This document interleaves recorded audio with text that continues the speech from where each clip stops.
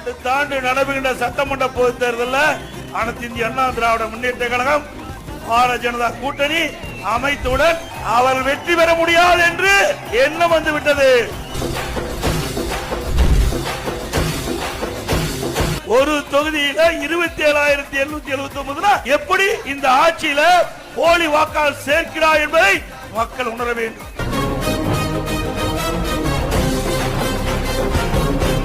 பள்ளிக்கு அருகில் கல்லூரிக்கு அருகில் 2348 பேர் கஞ்சா விற்றதாக கண்டுபிடிக்கப்பட்டது.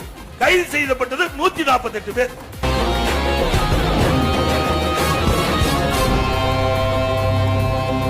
இப்ப 5,38,000 கோடி கடன் வாங்கியாச்சு. இன்றைக்கு நாட்டு மக்கள் அத்தனை பேரும் கடனால இயக்கிட்டாங்க.